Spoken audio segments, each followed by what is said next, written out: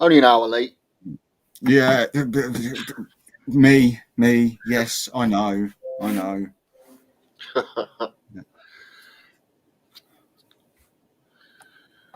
Oh, yeah, my apologies. that's okay. So what happened with Danny? Um, just he hasn't got internet sorted in his house yet. So as I say, he was going to use his phone and stuff. But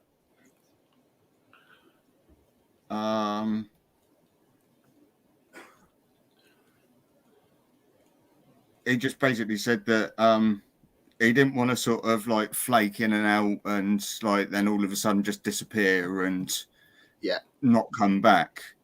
fair enough. He said that he'd feel a bit sort of wrong in doing so, sort of thing. So he said, it would just be better in a couple of weeks' time. Evening, Tyler.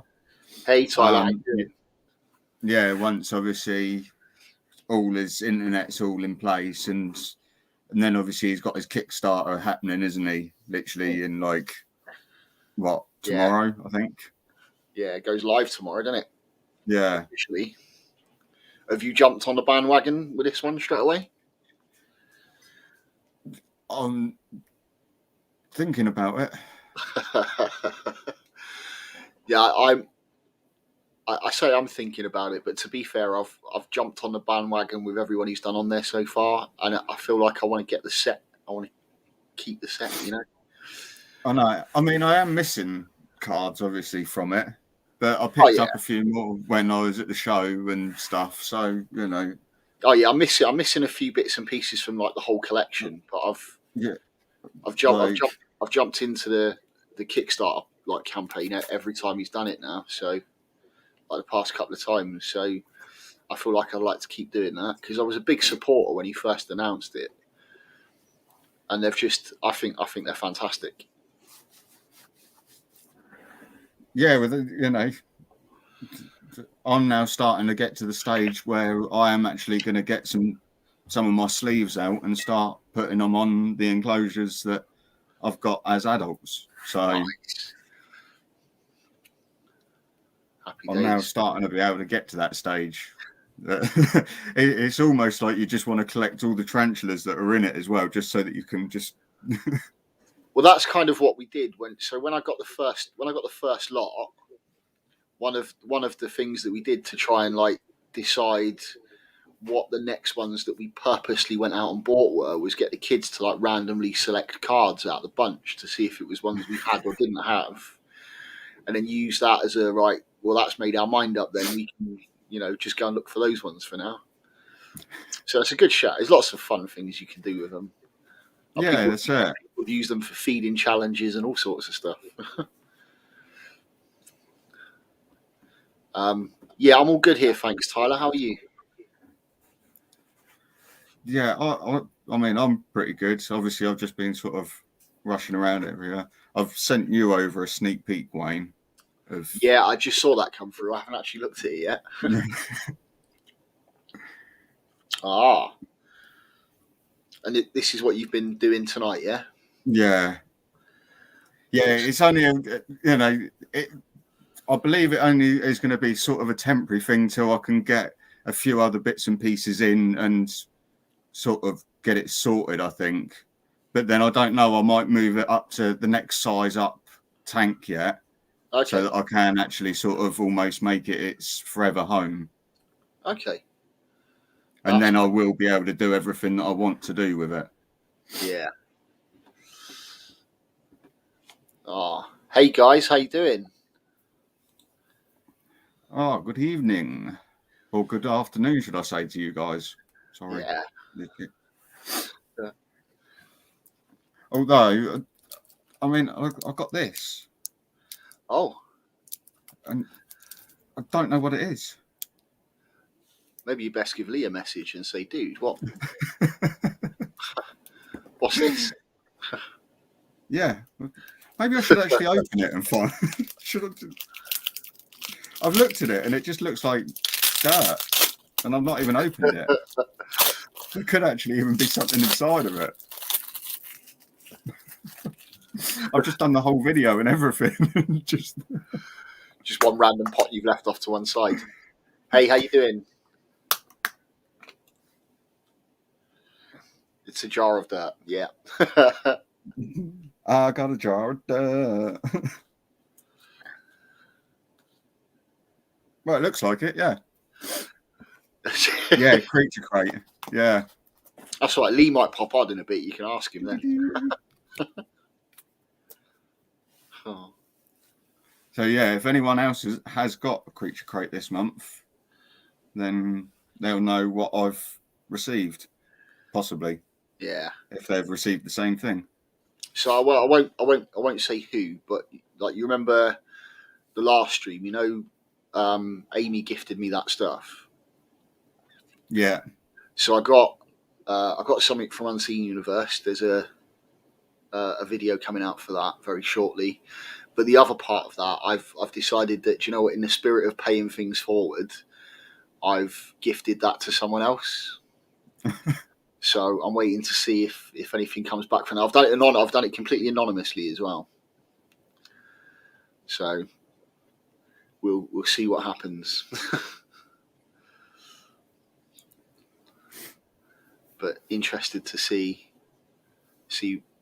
what turns up then. Well, I think the guys at Creature Crate have been getting a little bit of a hard time recently, haven't they? Right. I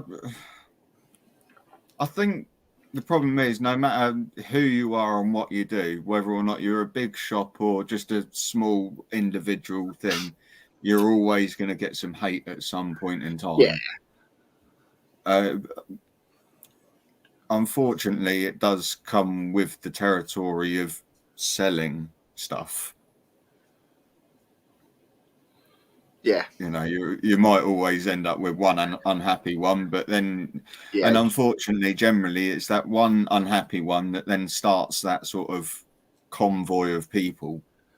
Yeah. And then all of a sudden, more just like randomly just pop out of nowhere that, you know, had no issues and no problems before, but now all of a sudden.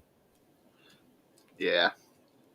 I mean, you expect like issues now and again, and I always think that like the true indicator of how good any business is, whether it's a big business or a little tiny business, the true indicator of how good they are is not judging them by the mistakes that they make, but how they go about rectifying those mistakes later on. I don't mind if I order something from somewhere and it goes hideously bad, but they, you know, they make it right. That's not an issue. It's, I said, everyone faces challenges now and again. I think that's only human, and I think we can get a little bit caught up in that. So as soon as something goes commercial, we forget that behind the scenes, that's, you know, two young lads working their arse off trying to get stuff out on time and sort things out, and inevitably there is a human element to that. It's not always going to be perfect.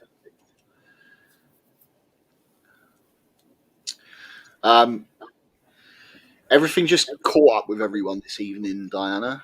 So we were going to have a guest, but that's fallen through a little bit. Tom ended up with an emergency last-minute rehouse he had to do for something he was not expecting. I really wasn't. And I didn't want to be like just my own solo sad-looking mug on the screen without any support, so I held out.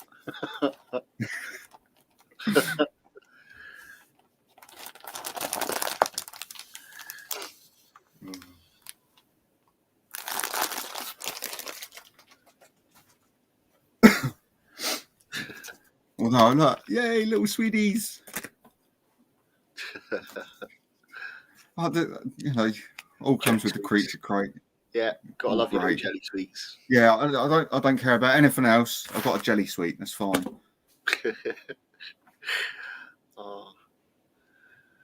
Tom can't say. I imagine there's probably going to be a video. I'm guessing Angel's like sat next door editing and putting it together. So watch this space. it could be out by the time we finish the stream. Could be out within the next couple of days. So yeah, no, that's my thing at the moment, is trying to creep that time back to be able to sit and do some editing. I mean, this weekend has been a complete write-off for me. So busy at the end of last week. Obviously, we're now preparing for like the festive season and all that sort of stuff. And then I had my work's Christmas function on Saturday night. That was messy. That was very messy. I've only just got over the effects of Saturday night. Lovely. Oh. Hi, LJ. How you doing? And yeah, Diana, I did get the Creature Crate. Yeah, it's all recorded and sort of sharpish recorded anyway. Whatever you can record in about 9 minutes.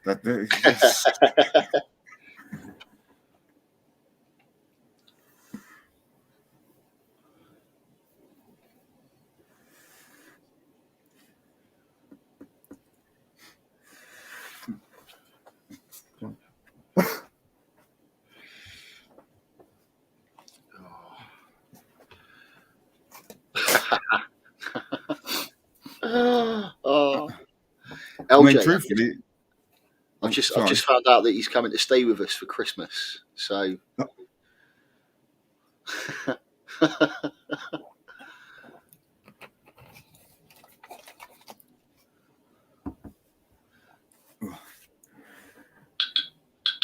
yeah, I should even be boxing up one of them mature males to be sent off tomorrow at the minute as well. When it's like, no, I did mean to message you back about you. It took me like 3 days to see the bloody post about that mature male. It would have been fantastic, but this Subfusca Lowland that I've got is actually currently in pre-molt anyway. So I'm going to need to wait a while for her to molt and then feed up and stuff before she's ready. So I just have to east what? No, we're in the southwest, unfortunately, LJ.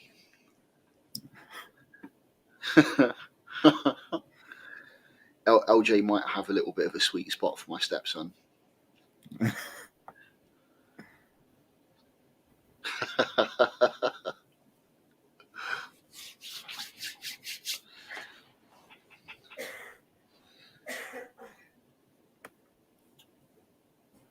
I see.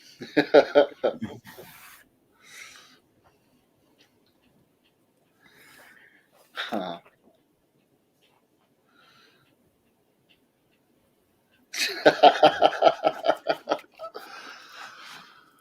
Oh, bless.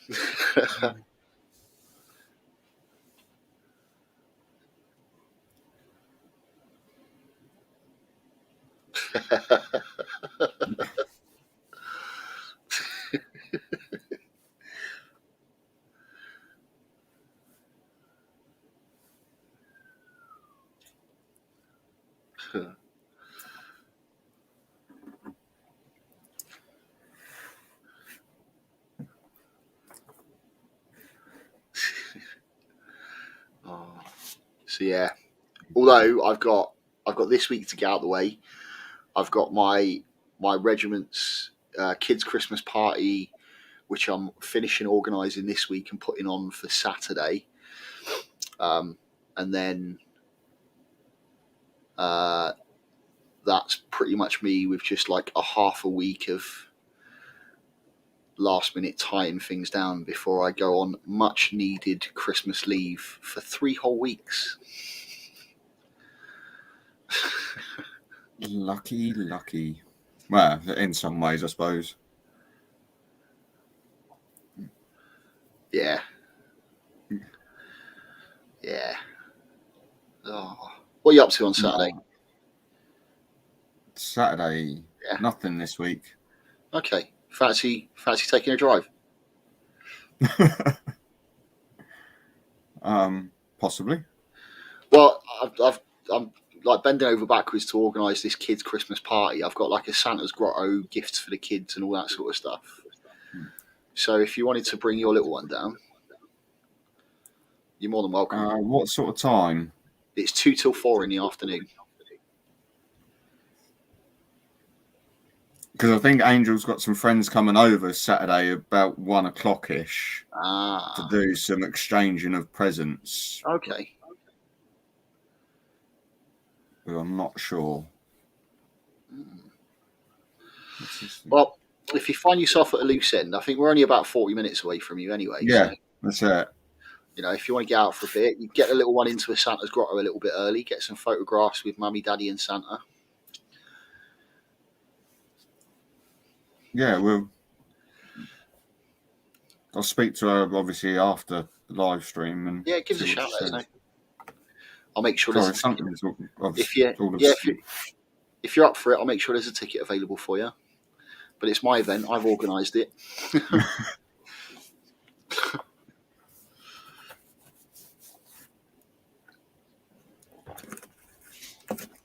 Oh, yes, I will absolutely be glad at a break. Yeah, unfortunately, I don't think I'll break till the 23rd. Nothing like cutting it close, eh? They were talking about breaking up on the 24th. Do you not get extra time on Christmas Eve?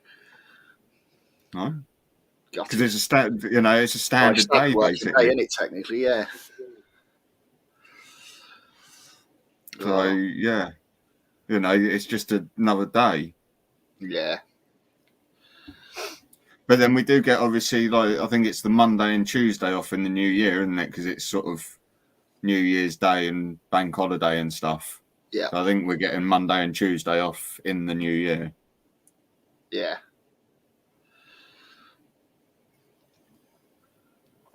So I think we get about 11 days off.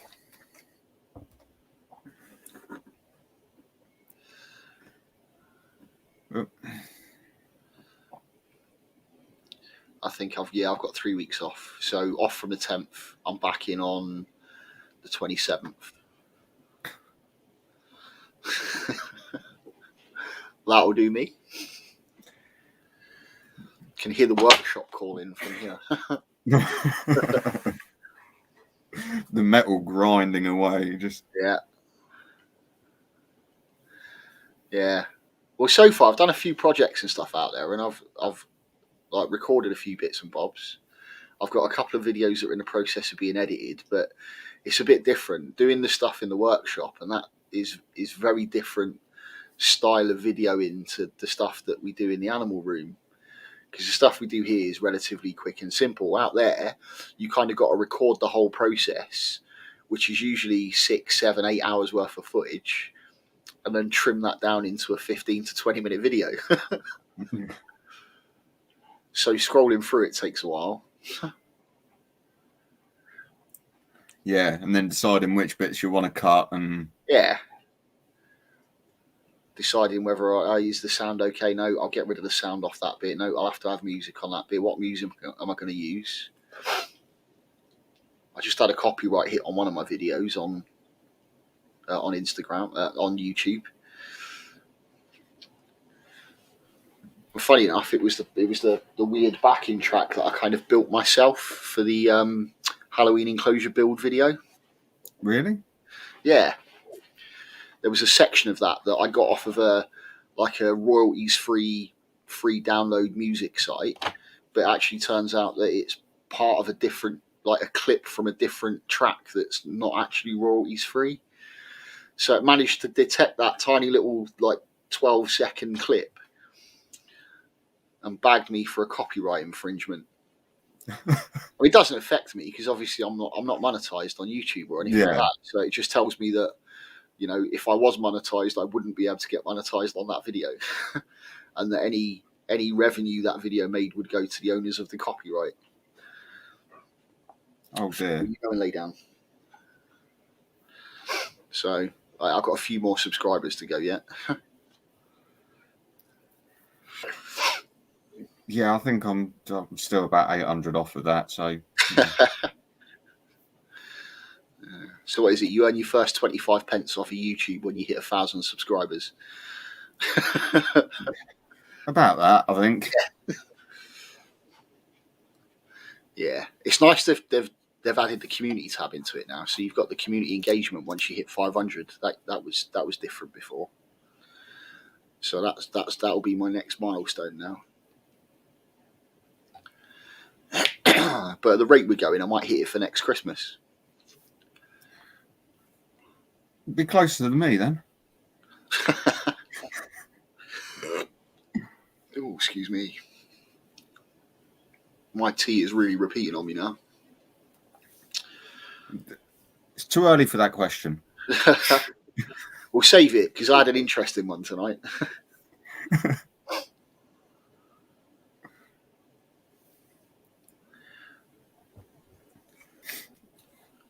You know, unfortunately, James isn't here to ask the question, so.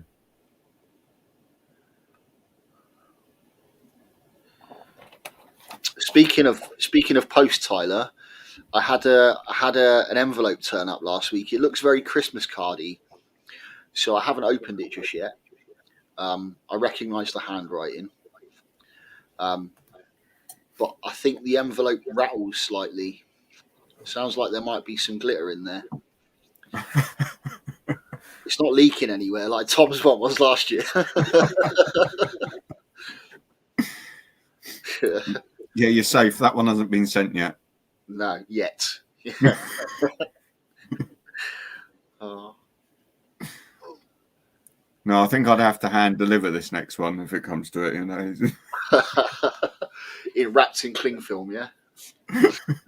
Well, yeah, because you can't get it in the car on the way down.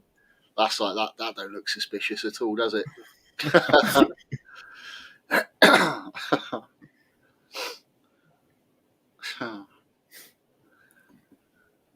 So I'll put it inside of a poly box and cover it in tin foil and make it look like I'm gifting you a spider. And yeah, really?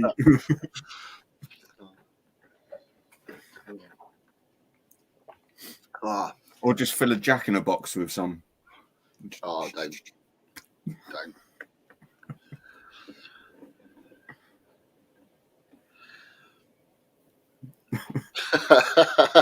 I'm saying nothing. I love it. Oh. So, how are you guys? How's everyone doing this evening? Oh, he says as the views counter drops to 0. Yeah, I was going to say, I don't see Stefan in the chat either tonight. No. But to be fair, some of those might have been hanging around waiting for us. Yeah. I know, all because of me. Well, I blame Lee, you know, for sending me something like this that, you know, I wasn't prepared for. Was there no clue in the title of the box?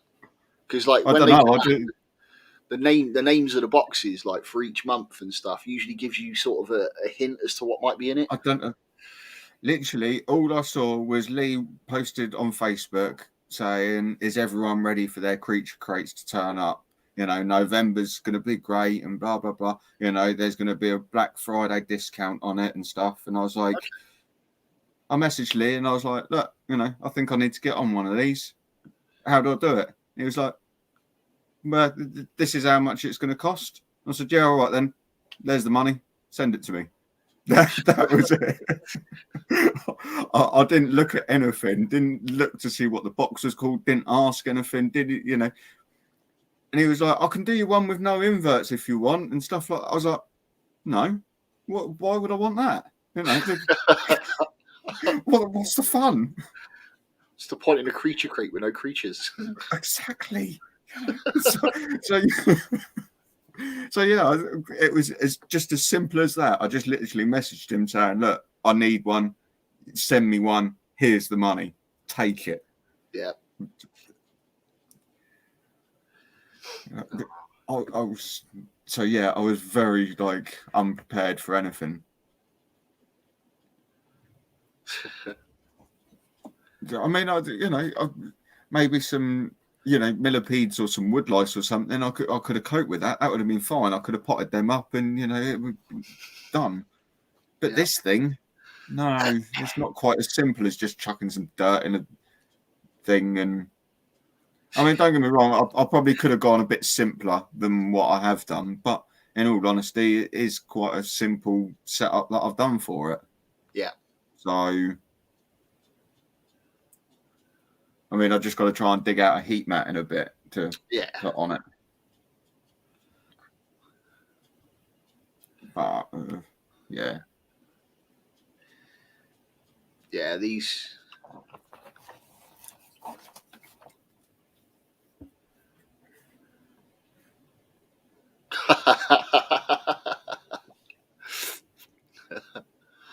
Oh, bless him.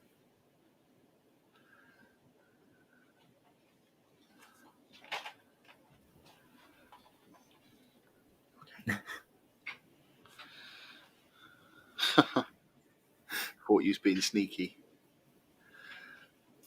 So what did you actually get in the end? I read your message. I know you said you like videoed it and stuff. Are we going to see that? Who's that, Tyler? Yeah.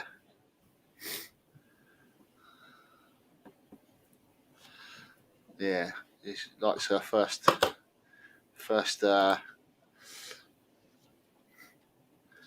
finally after what's it been now, a year?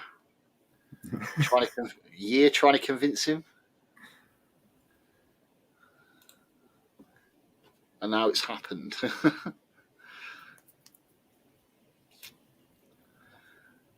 This is only the beginning, though. I'm not sure if you saw any of that rehousing that I done last week with that lot. Did you? I mean, obviously, I thought it ran a lot smoother than planned. But Angel's friend's son that was here, obviously, was like, you know, he's quite interested in tarantulas. I mean, it was his birthday only a few days ago, and his mum. Sorry, when? Oh, today. Sorry. And his mum actually bought him a tarantula in the end. They've bought him an Avik as a first tarantula. And happy birthday if you're watching. Little Theo. What is he today? 12? Yeah, so I think it's either 12 or 13 today. Can't remember. Okay. Awesome. Looking forward to seeing that. There we go.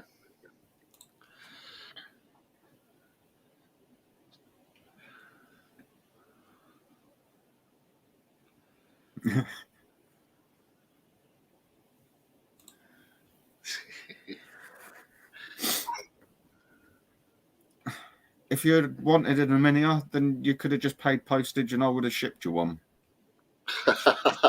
just saying.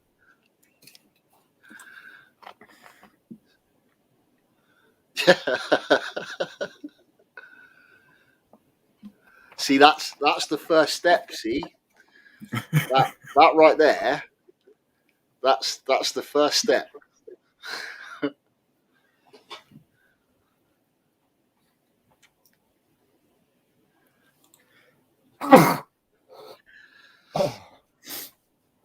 Yeah, tell them to get a little Panthobetus sling, with a Christmas tree on its butt to start with, and then it turns out to be like this huge, brightly coloured tarantula. Or a little Tiapathesis sling that's got little pink socks on.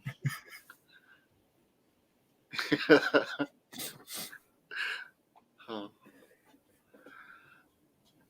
I just love the rate they grow. Especially like Panthos and anything Theraphosa, because they come out of the egg with the leg span of a 50p piece anyway. So all these people have got these little 0.5 centimetre bloody spiderlings, and you get that. It's like, yep. And then they double in size every molt. That's quite impressive.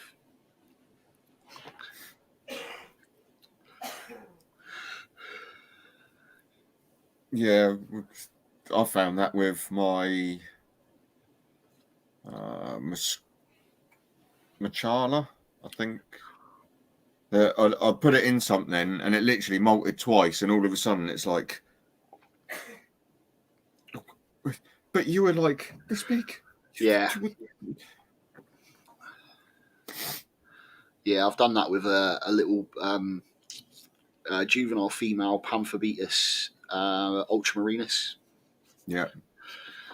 Put that in one of the little Exoterra Nanos, the 20x20s to start with, and it's like, yeah, that's going to need to move now. And I'm going to have to go straight up to something else as well.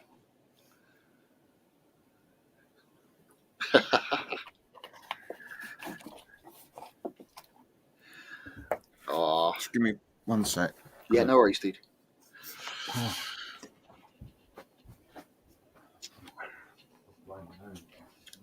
Nah, that's a good list, actually.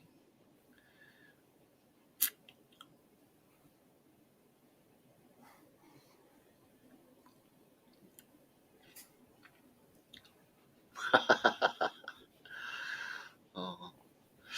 If you're going to go with versicolors, I wouldn't start with slings. I'd probably want to go for something a little bit more grown on, because they are not very hardy as slings. They die off pretty quick. I know some What's people that? versicolors. Yeah, some people manage to do all right with them, but for the majority, I think slings just don't do so well. I mean, I've still got 2 out of 3 of mine that I had. And I mean, the 2 that I've still got are doing super well. I mean, the one that did die off, I mean, I had that for, I don't know, 8 months, 9 months before it actually decided that it was going to go, no, don't like it. Yeah. I don't know. Maybe it's just us. Maybe it's just the one thing that I just can't keep. But I mean, I just treat them, even, you know, as soon as they get like out of the real tiny sling stage sort of thing, once you know, get to sort of like, I don't know, the 2 centimeter mark. Yeah. With them, I basically just keep them as if I keep a GBB. Yeah. And I mean, you know, or an Avic. You know, literally just a couple of droplets of water every now and then. Just, I've got a tiny little ink pot, you know, tattooist ink pots that I've got stuck to the side of their enclosure. And it's literally just 2 drops into that and it fills that. And I might just squeeze like 1 pipette of water into the substrate like once a month. Yeah. Yeah, same. Other than that, you know, and my 2, as I say, have been doing perfectly fine. Yeah. I mean, they're a good sort of like almost, I don't know, 2.5, 3 centimeters now. So,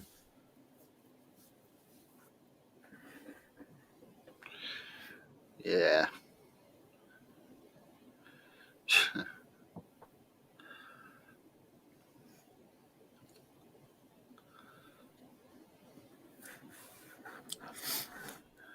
sorry, I've got the new animal sort of sat right in front of me.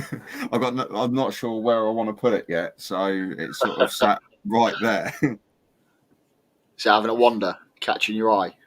It's having a little dig in the sand. Okay.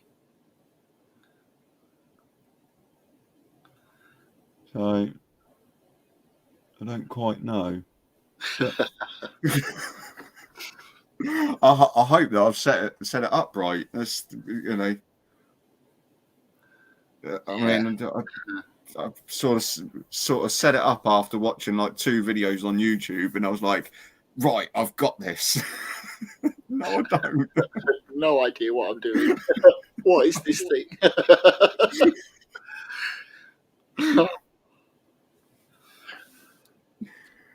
Yeah.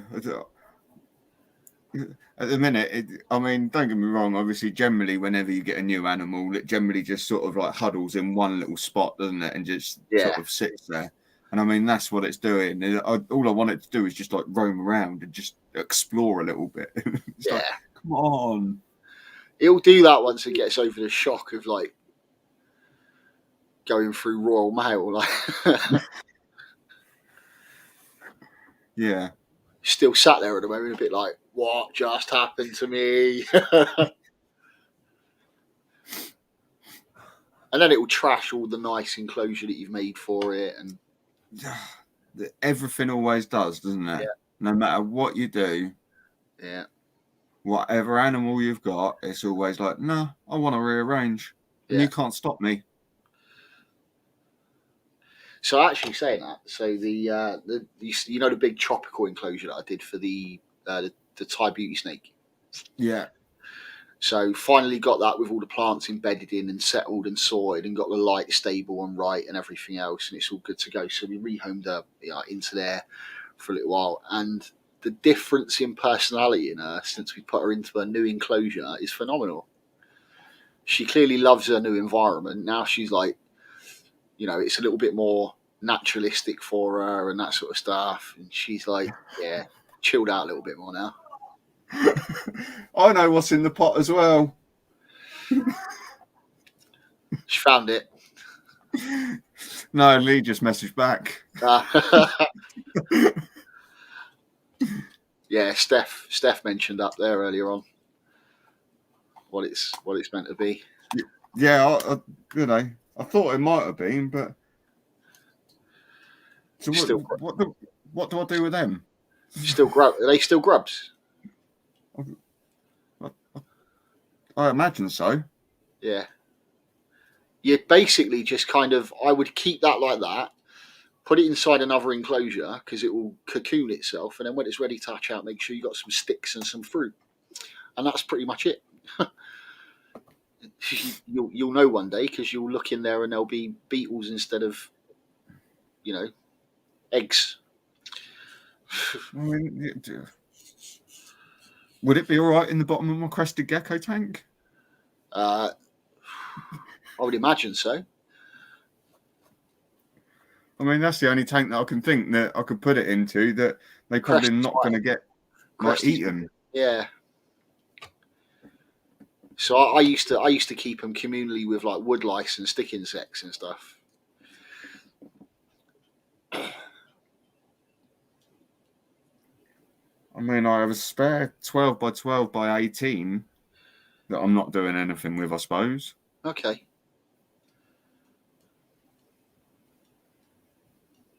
I don't know. I'll figure something out.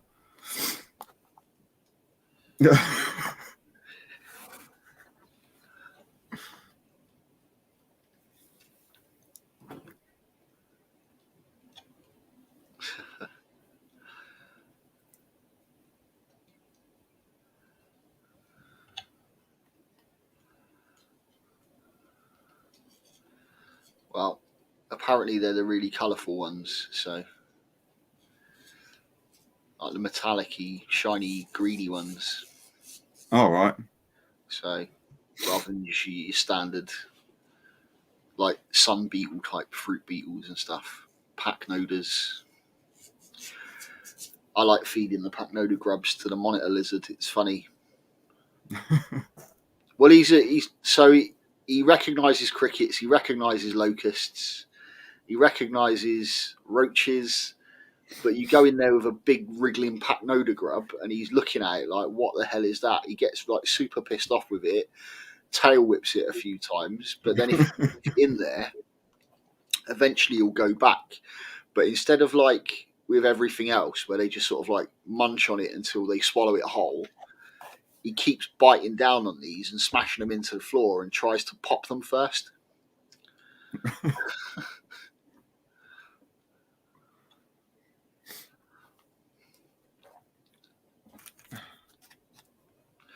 So yeah, no apologies. I didn't get to jump on the stream with you last week, bud. That's all right. But I had a really bad migraine. I went and had a little bit of a nap, and then nobody woke me up. So that was me. I pretty much slept through my migraines, cleared my head, slept through. Felt great when I woke up. Just a little bit guilty that I'd completely missed your stream. So by the time I'd logged on, you'd finished. But I did watch it back, and I liked it and stuff. So no, much appreciated. I mean, I didn't expect, and it weren't, one of them planned things or anything as of such. It was just, yeah, it would have just been nice to have jumped on and had a chat and stuff, and that was my plan. But yeah. I mean, James jumped in the chat like obviously about 10 minutes just before we were sort of finishing, but yeah. I mean, I thought it ran pretty smoothly, really, all things considering. Yeah. Yeah. You know, everyone sort of freaked when the one run over my hand, but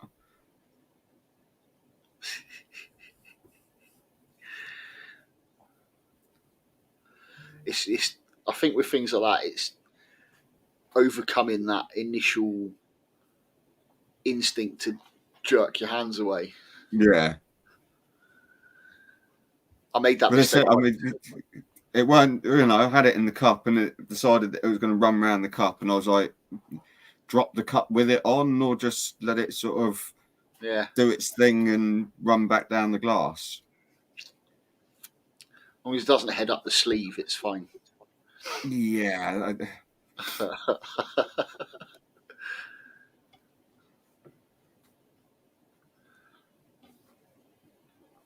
Oh.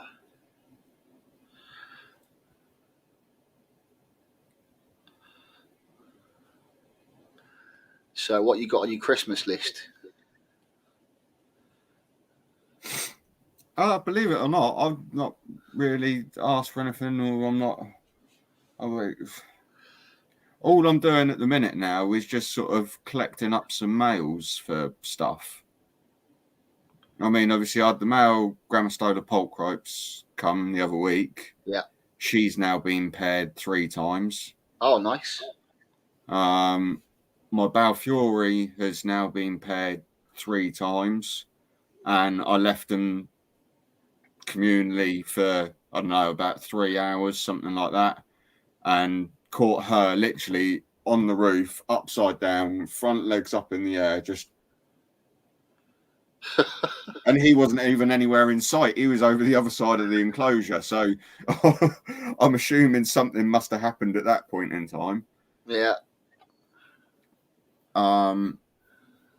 Yeah. I've just received. Yeah. I've just received a male Cambridge eye. Cool. So that's the next one.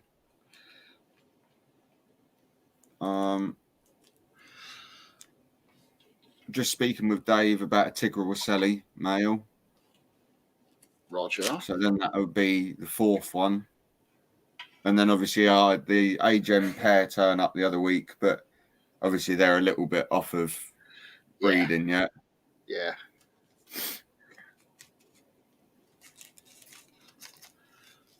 But I mean, on next molt, I could be looking for like a male regardless. So. Okay. If my one's still going, you can have him. But yeah, I just want to make sure on next molt, obviously, to double check whether or not this is female or not. And yeah. But if it is, then I mean she's at a size. But if it isn't, then it's probably going to mature out in the next molt or 2 into a mature male. So. Yeah.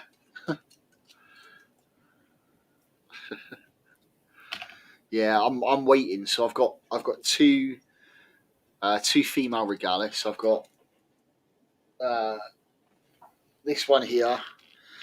She's probably big enough to breed, but I wanted to give her one more molt. I've got the male here in the one next to her, but then I've got a bigger female up there, and she has been in pre-molt for months and months, and she's really dragging her heels.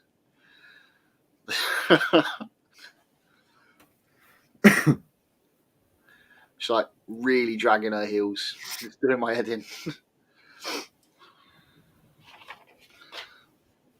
But he's still healthy and happy and eating and drumming away on the side of his little tank, which is good. It means he's picking up the female, I think, that he's right next door to. She doesn't seem to be overly interested in drumming back at the moment. So no, well, that was what was up with my Polcropes. But neither of them have been sat there tapping away or doing anything. I mean, the enclosures are right next to each other to obviously check and stuff like that. Neither of them have done anything other than, I mean, when I put them in together the first time round, she run at him and tried to eat him. But yeah, You know, that generally happens. It does. Oh. So what do you have for tea, Tom?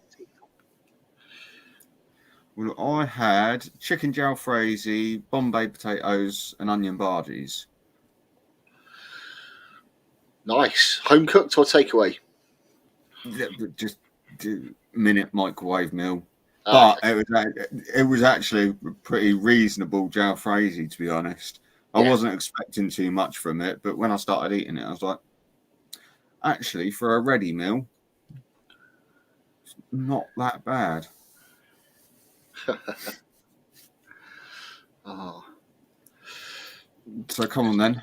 You know, you So- said you had Something interesting, yeah. So I thought I'd combine two fast foods, and I had a nachos pizza. a nachos pizza. So basically, you got a cheese and tomato pizza base, piled nacho chips, cheese, sauce, all that sort of stuff on top. Cooked it in the oven and then folded it in half and turned it into a calzone. Well, okay. So super not healthy, but it tasted really good. And there was that nice combination of sort of like a little bit of the doughy pizza base with the crunch of the nacho chips, a little bit of sweetness from the sauce, a bit of tanginess from the cheese. It was just a perfect balance of everything. There was just, yeah, it just worked.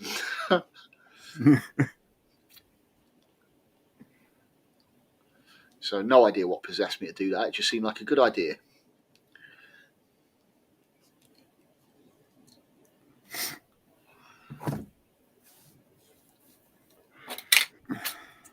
Well, if it tastes good, then that's all that matters at the end of it, really. Absolutely. And look, I see everyone, you know, joking around about mugs and stuff. I've actually got a little bit of a story for you here. Oh. Right. So we all buy, you know, topsoil and stuff like that, don't we? You know, we all buy all our substrate stuff and whatever else. And as I say all the time, you know, I've generally got bags of Westlands topsoil lying around. Yeah. But when I originally done my tortoise table, I couldn't get Westlands topsoil, so I bought Wicks because Wicks is just as good.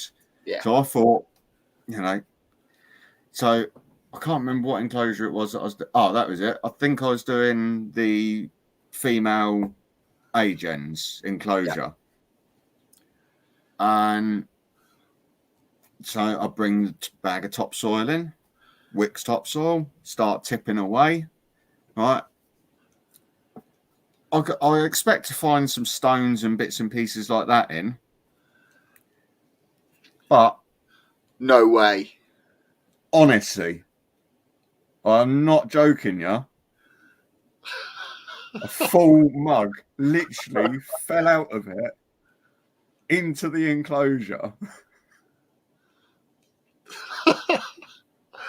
That's And insane. you can tell that it's been used because look, Yeah. like, you can see the teaspoon scratches marks at the bottom. Yeah. Yeah. So someone's gone for their cup of tea while using the machine or whatever, Boxed it in. and it's gone through and ended up in a bag. That's insane. I put it on the tortoise group that I'm on because, like, on the tortoise group, we always say to everyone, you know, sieve your topsoil before you put it in your tortoise tank. Sieve your topsoil. And I put that on there. I said, when that falls in your sieve, I don't think you need to sieve very far forward. Yeah. And people thought I was joking around. It was still all covered in dirt and everything. It was literally sat on top of the tank where it just like plopped like that out. Oh, brilliant. So, yeah, you know, another mug to the collection somehow. It's like they knew. Oh, that's brilliant. Yeah, I expect the odd like big lump of clay and stuff like that, but Yeah, well, that's what I mean. I've sieved through my table, and I mean, the Wicks one really wasn't great at all. Out of the 4 bags I think I put in there, I almost took about half to 3/4 of a bag of stuff out of it. Yeah. I mean, I've got to obviously be a little bit more thorough with them than I do sort of like, say, the tarantula tanks or whatever. Yeah. But yeah, the amount of stuff that I sieved out of that was, I mean, I was getting bits of plastic and glass and stones and clay and you name it, and it was in there. Yeah. And I thought that was all right, you know, for 4 bags. So, you know, little bits and pieces expected. But an entire Whole mug. That's Not even broken. It's literally all in one. Well, it's had some Still good padding usable. while it's been in there, isn't it? Obviously. Angel said to me, complain to them and get them to send you a mug's worth of soil.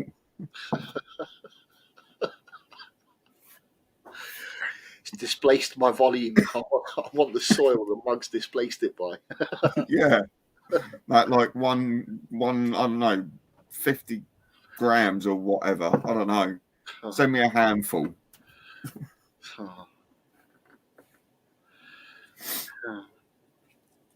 But yeah, so that was like my little bit of excitement the other week. Was I completely forgot to mention about it, but that was sort of like one of my bits of amusement while tipping out a bag of soil. Yeah. I mean, I'm slowly going through still the soil that, you know, that it come out of. The bag's down on the floor down there, and I haven't found anything else yet. So, but I do think I still might have 1 bag of Wicks left around here somewhere. Yeah. So I wonder what all the surprises are going to be for the next one.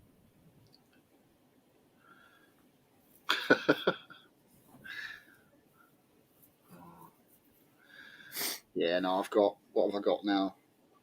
About 2.5 bags of Westlands left. The last lot of stuff I picked up cheap. I ended up like getting rid of the lot because it was crap. I think it was in Goodman's. Yeah. Or something like that. And that was just, it was almost like soggy sedge peat with big lumps of clay in it. Yeah. It was absolutely useless.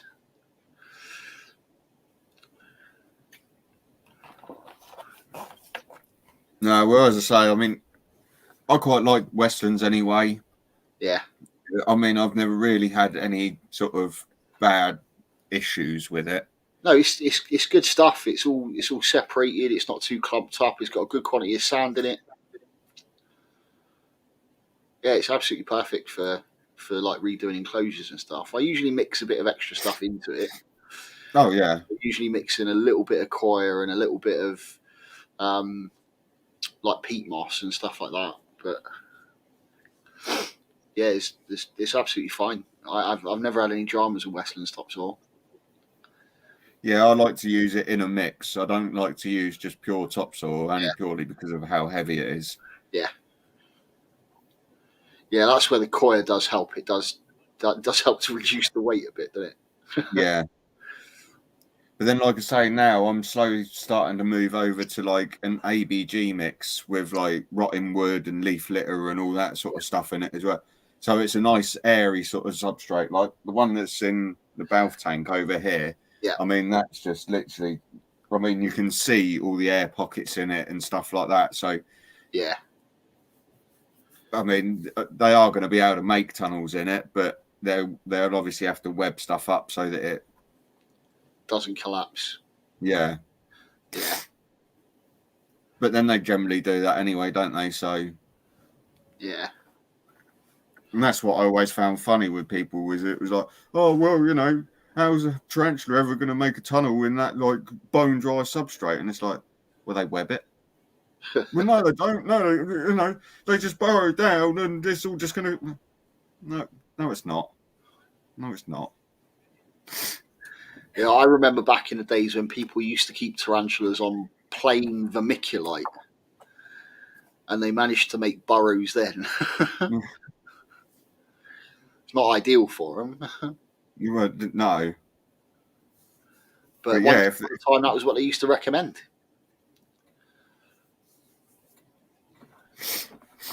How times have changed.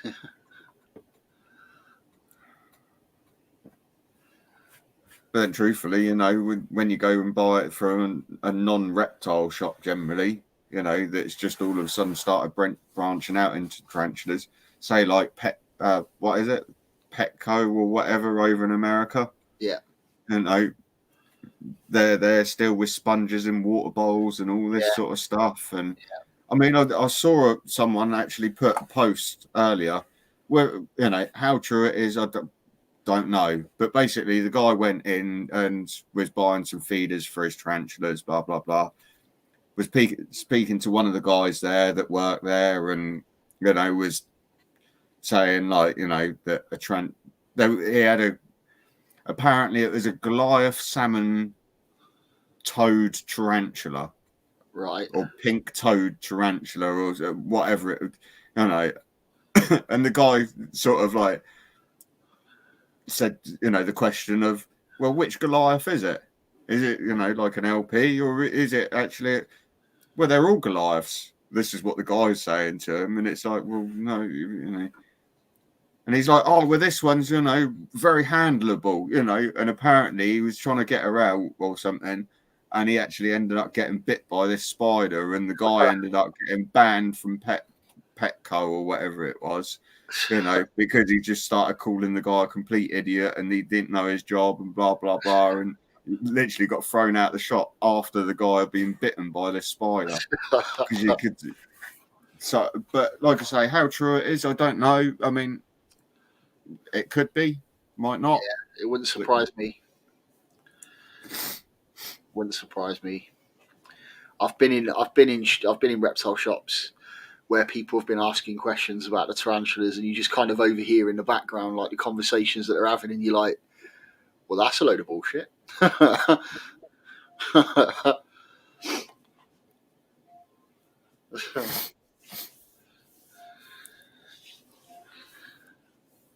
Well, since having Angel's friends boy round the other night, I mean, we're slowly now starting to take bookings of people coming round to come and see everything. And yeah, I've got someone at work that now his daughter now is thinking about that she wants a tarantula, and you know, he was asking me all these questions and stuff. And I said, look, you know, the easiest way is just bring it around. You know, I can show her around, show her some bits and pieces, and just go from there, really.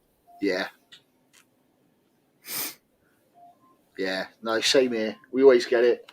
Whenever like workmen turn up to do anything, and they're like, "Oh, what's in there?" Especially because we had some guys turn up middle of last week to do some work on the roof in the garage, and obviously we've got the snake room built into the garage as well, the Royal Python with the breeding racks all in the garage. So he was looking at it, he was like, "What's in there then?" And we're like, "It's a snake room," and he was like, "A what?" Like, yeah, it's a snake room. It's got our breeders, our snakes that we breed. And he was like, do you know what? He said, I've been to some houses where people have got some strange things built into their garages, some man caves and some salons and stuff like that. But I don't think I've ever been to a property that's got a snake room. He's like, do you mind if I have a look? So he was in there having a look round, showing him what we did and stuff. And I was like, obviously that's this one. I said, but the main collection is in the animal den in the house. And he was like, oh, can I come and have a look? So they ended up being here about an hour longer than they should have been. But yeah, I've got friends at work. So one of my mates a little while ago was like, yeah, so I need to ask your advice on something. I was like, okay, what's that? He was like, it might be causing problems in my marriage. Like, okay, so thinking because I'm in the welfare job and I'm doing like the sort of social work side of it for the military, you might want to know. Apparently, it's because he wants to get him and his daughter wants to get tarantulas, and his wife says no. Hey, Stefan, how you doing, buddy? Good evening, Stefan. How's life treating you, bud? What's new?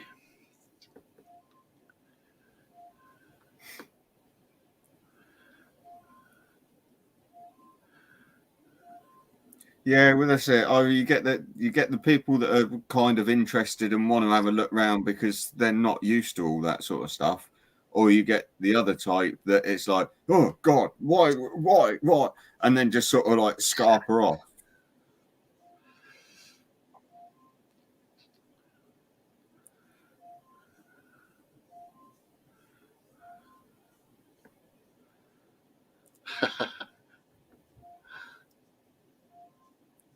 Yeah, I had the same sort of thing with an old landlord of mine. They didn't even have a clue, and all it was because I looked after my, girlfriend's dog at the time while they went away on holiday, and the dog was barking overnight. So the landlord turned up the next day and was like, "What's all that lot?" So, what? Opened up the second bedroom door, and it's just stuff everywhere. They were like, not sure if you're going to be able to keep all of this lot here. I said, well, it's all in tanks. It's all locked away. It's not making any mess anywhere. They were like, let us think. And so, yeah. But in the end, they let me keep it, and that was it. And Awesome. I mean, generally, as long as it's not like a dog or a cat, most landlords are sort of pretty fine with it. As long as it's in a tank and it can't make a load of mess and all that sort of stuff. Or a dog jumping up at a wall and scratching it or something. Yeah. But no, I have heard of like landlords being the other way with that as well, when basically kicking people out, or saying it's either you stay and you get rid of everything or you all go. Yeah.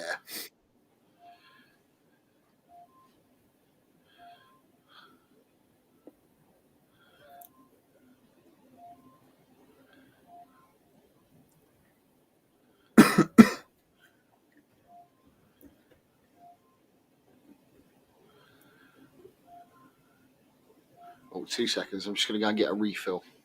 Yeah, that's all right. I'm doing all right, Tyler, Stefan. Don't know if you saw, but we were running a bit late this evening. We were starting the live stream, all obviously because of myself. But yeah, we had the creature crate turn up today, so.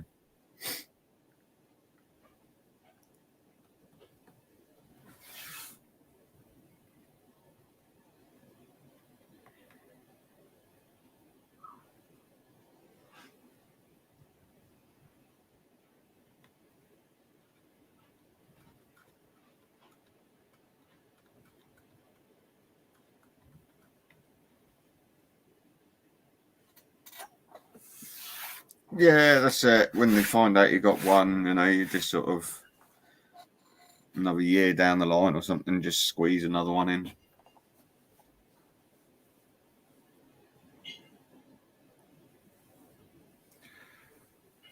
Well, it's already been said in the chat, but I wasn't exactly sure what was in this pot. But I found out that it's a fruit beetle grub in this one. But what the other animal is, I'll let you find out then when the video's put up. I mean, someone else will probably end up saying what it is at some point. And you know what? Maybe something like that might, give it away. But yeah, to be honest with you, Stefan, I wasn't sure what this was because, I mean, I didn't want to go digging around in it and dumping it all out to find out that there was nothing in it. But I should have recognised that there was, because there is air holes in the tub. But me being me.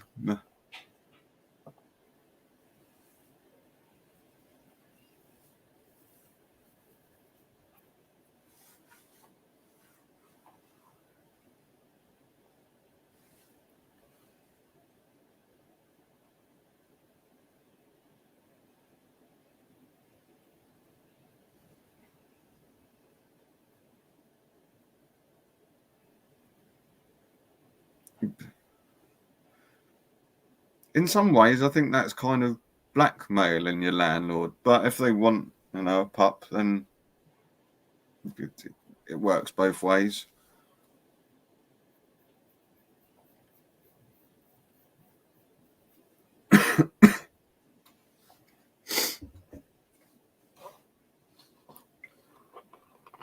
I mean, we're quite lucky. We never really see our landlords or anything like that. They live a little way away from us, so it's only ever like emails and stuff. But I'm sure they probably know what we've got in the house just purely from workers that have come here and stuff. But I know they haven't said anything.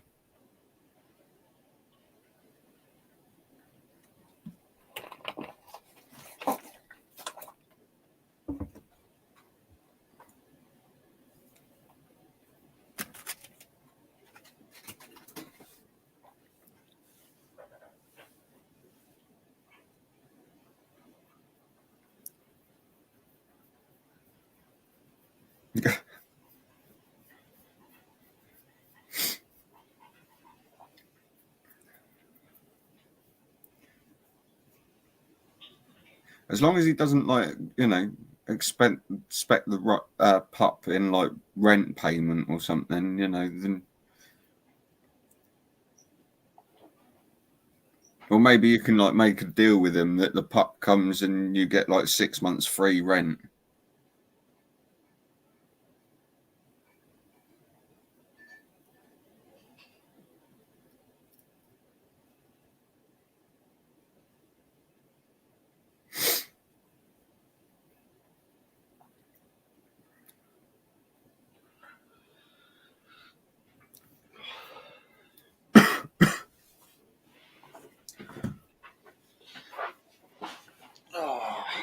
What have I missed? Not an awful lot. I was just saying to Stefan about the creature crate that I got. Okay. And Tyler was saying about that. Their landlord obviously was saying about no animals, and Oh yeah, I saw that one. then they've ended up having 2 dogs, and now he wants a pup from them.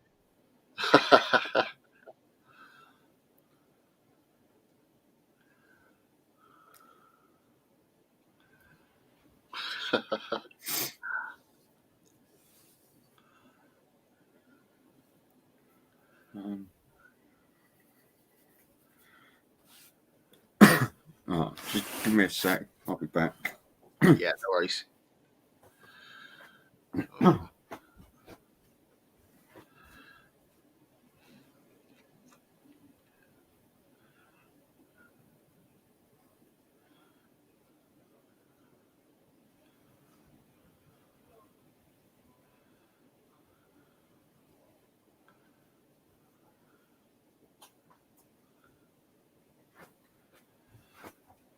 So everyone all settled and ready for Christmas? Still early days yet. Technically, still in the last day of November, but Angel's told me that we are all done, so I'm hoping so. well, I just finished the last of my Christmas shopping today, so I'm pretty much all sorted. Well, check you out, being all Mr. Organised. Almost. What did I do with that? What you lost, bud? I had a little cup here earlier to put this Balf into. Because I've got to send off one of these guys. Oh yes, it's one of your mature males. Yeah. Yeah. Yeah, 1 out of the 5. I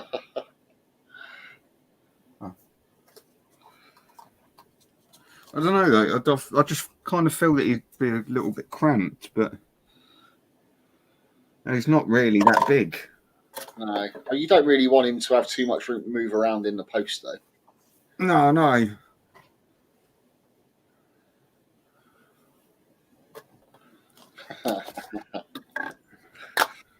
We're just got to try and get him in there. That's all.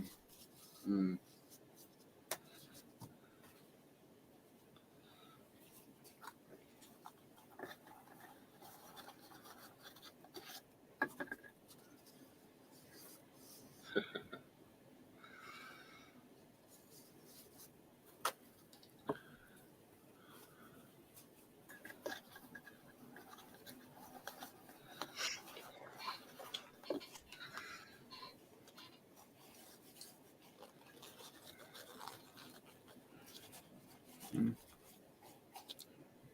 Anyway, you should like it because the tissue I'm using smells like, freshly washed linen. Lovely. It all, it gets the smell of fresh clothing all the way there.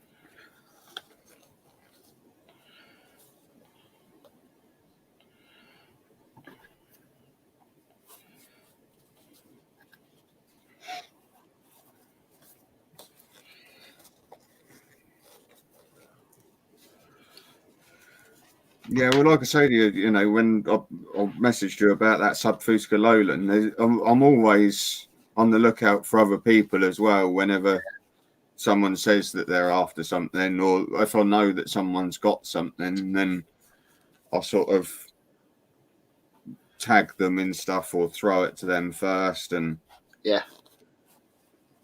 whenever I see it,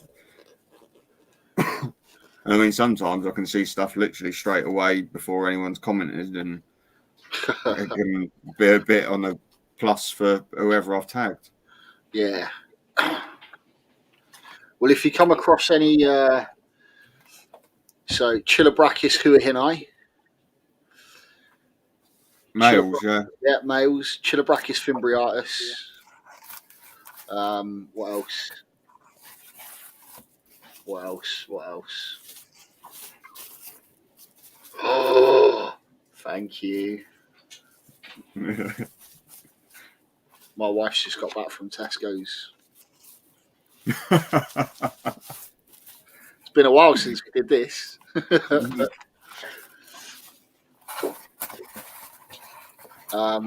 Yeah, I think the others I've got males for already, so yeah, I'll keep an eye out. If something pops up, then yeah.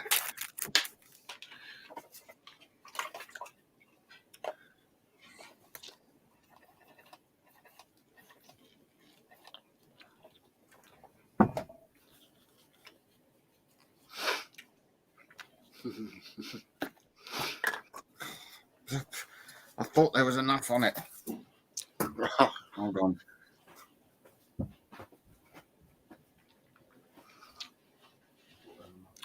Yes, mate, eclairs are my weakness.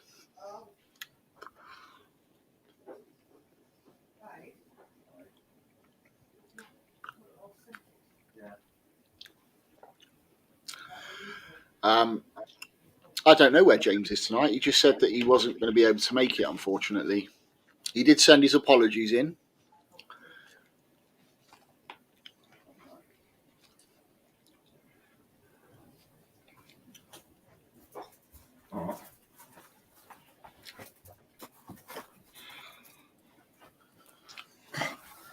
After all that, look what she earns me. Probably would have been better to start off with that. Yeah.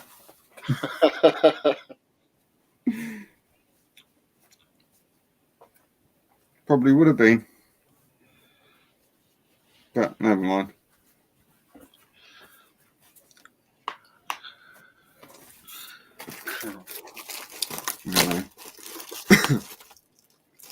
As you do, I'll sit here and box up a mature male. on a live stream. I've done a live, last week with Balf, so keeping secession with it. It's good entertainment value when things go horrifically wrong as well. So. Oh, I know, yeah, I know it is.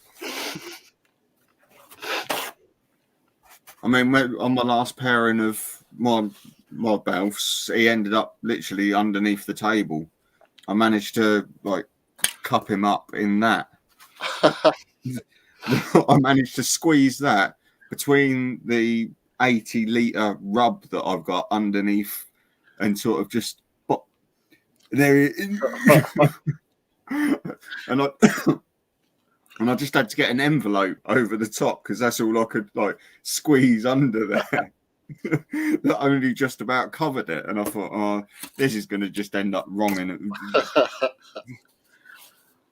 either I'm going to get bit, or he's going to end up down the back of the radiator that's down the back of this thing here, and oh dear.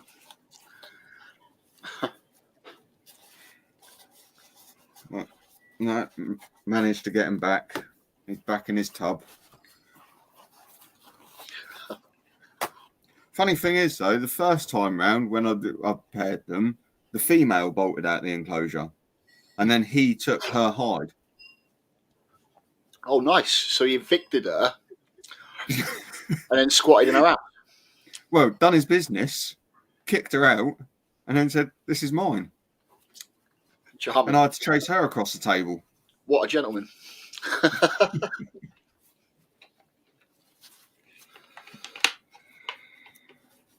And then this time round, it was the other way round. I went to get the male out. The female bolted straight back into her hide, and that was it. He was up, out, and under the table and everything. It's like, just chill.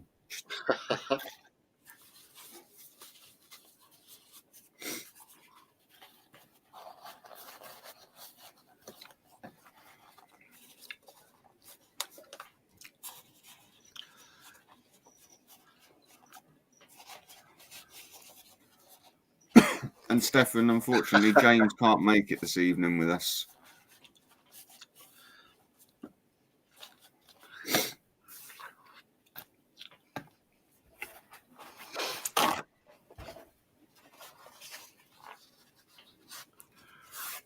Oh. So yeah, my last little rehouse, which will be my next video up, actually was my additions from Unseen Universe. So I had a look on their website first, and it was like, oh, they don't really have a lot in at the moment. So I sent him a message, and he was like, oh yeah, don't pay attention to what's on the website. We've got loads more than that. I just haven't had a chance to put it on yet. So I was like, nice one. What you got? And then he sent me the list through, and it was like, ooh. Oh. So yeah. So I got 3. They're all the same. They're only little at the moment, but hopefully they're going to be quite impressive when they grow up a bit.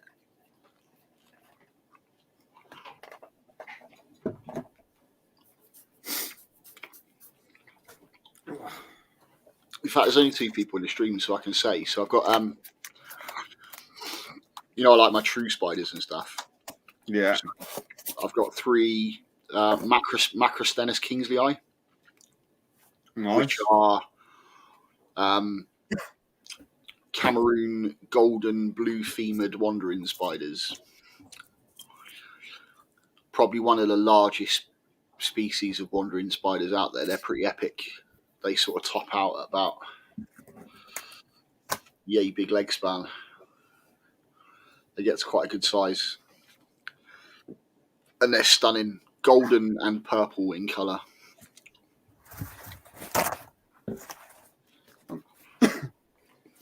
Have you seen Bugman Sam's latest one that he put up with his new wolf spider that he's just got? No. He's got Hogma Lens. I think it's Lency White. Okay. They look pretty cool as well at the minute. He's only got sort of, about 1.5 inches sort of thing, but it is literally white. And it looks pretty cool. So that reminded me of some that Spider Shop had a little while ago, because there's a couple of genus of stenids, like the like huntsman type spiders and wandering type spiders. They come from deserts, and you've probably seen them before. So you get the white lady spider and the cartwheel spider. Yeah, I've seen the cartwheel spider. It basically looks like a really stocky huntsman, but it's pure white. They are epic. Yeah, I must admit, this is one thing that I keep meaning to do, is look into more, true spiders, like huntsmans and wolf spiders. Yeah.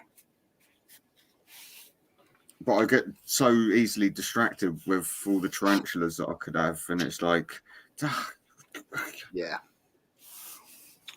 I mean, the other side of it as well is dealing with true spiders, especially wandering spiders, huntsman spiders, and stuff like that.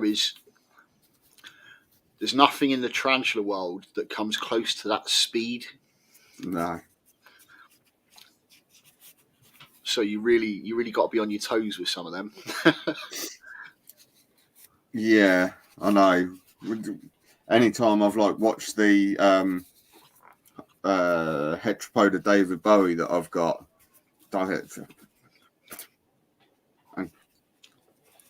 They do. They literally teleport. They disappear from one spot and appear somewhere else.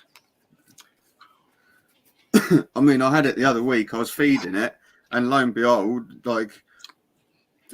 mouthful of food. I start spraying down just to spray the substrate. Next minute, and sat on top of the enclosure. Yeah. As I'm trying to put down the lids, runs up here, literally runs over my hand and drop.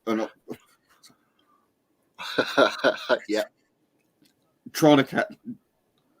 Yeah. Catch cup over the top. About third attempt, because it's just. Yeah. Can't catch me. Yeah. They fascinate me, and they've got so many more sort of weird, different little quirks than tarantulas and stuff have as well.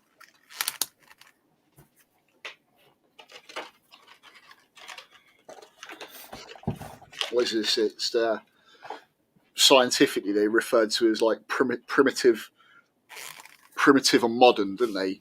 Like tarantulas versus like true spiders. Hey, we're done. We'll bring it back. Oh no, now we've actually got to take him out of the pot. Yeah. Oh.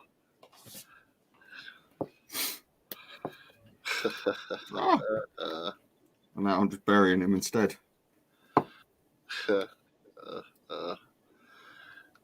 Is this going to go the way you want it to? Of course it isn't. Of course I'm on a live stream. You got a spare catch cups handy? Always.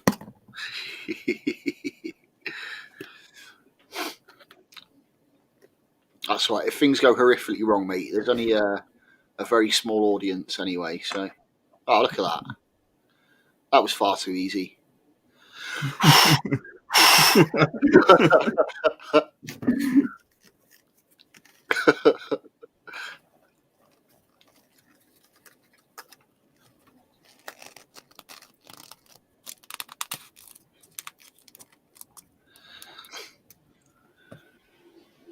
I mean, I know that I'm like 2 years in and things should, feel a slight bit easier to me. But sometimes stuff like that, it's just like, it's almost like I've been doing it for like 10 years or something. Yeah. You just sort of like, bop, in, done, right, next. Yeah. I mean, it felt like it when I was rehousing them all last week. I'm just potting them all up and I'm just not even really thinking about it. And I'm thinking to myself after, I thought, I've just literally collected up like 18 baths and cups and just just like that. Yeah, all right. It's taken me like 2 hours to do it, but you know, when you're having to dig through an enclosure to find out whether or not all 13 are still in there or not. Yeah.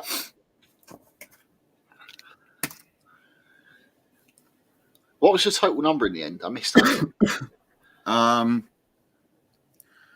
So there was 13 in the main one.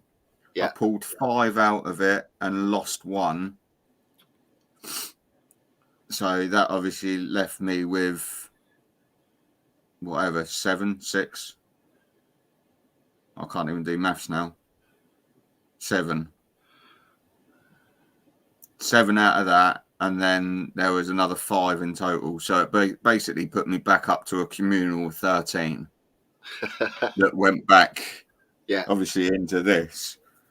But it's all obviously mainly females, other than the 5 smaller ones that have gone in there. Yeah. So within the next sort of year, I suppose, I'll find out, and I'll probably have to pull another couple of mature males out. Yeah. But that was sort of the plan of it, realistically, was just sort of to be able to have like the chance of having another male. Yeah. Oh. And then, you know, if I just keep this solo Balf as a solo one, and then she's just then sort of breeding stock if you want.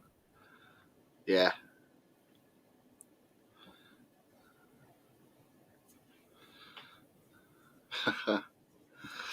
Yeah, so I love the idea of having like the big, crazy multi-generational setup with the Balfour eyes. Just kind of leave them to crack on, do their own thing, breed, have babies, grandparents, great grandparents.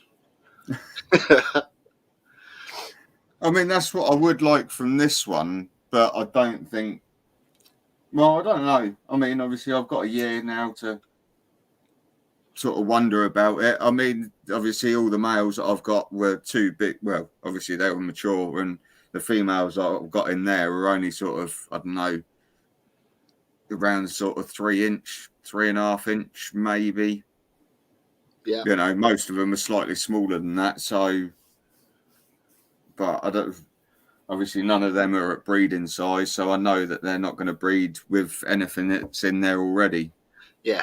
So I've got to wait probably another year before any of the females in there are ready for breeding, which then gives the mature males or males that possibly in there time to mature. Yeah. Yeah, and I mean stuff like that. You know, all you'd have to do is every so often just take a few out to keep numbers at a reasonable level and stuff. Move a few on. Well, like I say, there's 13 in there now, and even if you know, if say for instance I lose 1, and then there's 2 mature males in there, that's still going to leave me 10 females in that enclosure. Yeah. Which, and as me and Ian were saying last week as well, it's that enclosure is about the same sort of size as one of the Habistats. Yeah. Or, you know, Habispheres, and housing 10 Balfs in it is probably a nice number for it. Yeah. You haven't got an overcrowded enclosure, but they've still got enough. Yeah.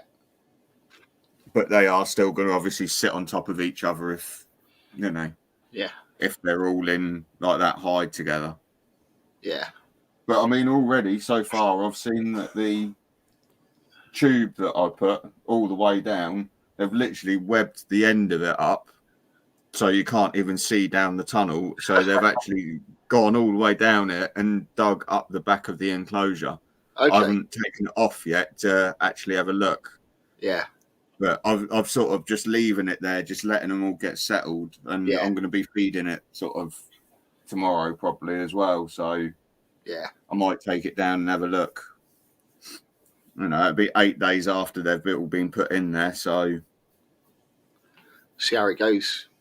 Yeah. Yeah. So I've got 10 sort of juveniles, large juveniles, all living together at the moment in a like a 12-inch cube, the one of the Komodo Yeah. one. So it's all glass sides, and there's like I said, there's 10 of them in there together, and it almost looks like there's too much tank for the amount of spiders because they're all in one place. Like, and obviously, 10 little juvenile sort of 4 to 6 centimeter Balfourites don't take up that much space really when they're all living together like that. So it still looks like a very empty enclosure. I'm waiting for more webbing and stuff. I wonder if you'll be able to see it. Let me see if I can bring it over. Yeah, go on.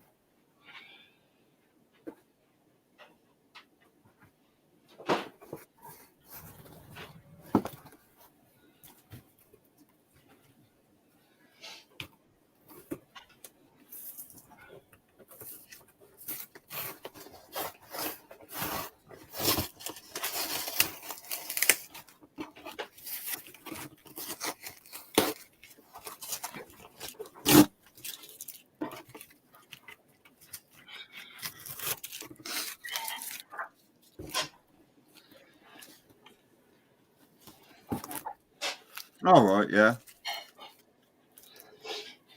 So, and there's loads of little. Let me move the keyboard.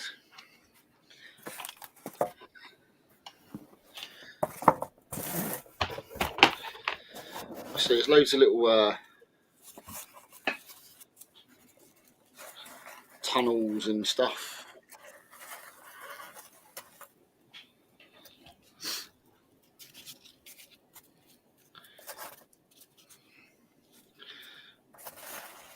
Can't really see it very well, but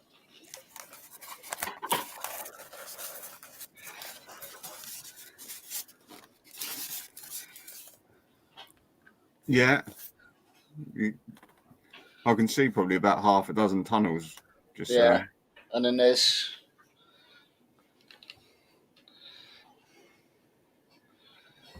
more on that side.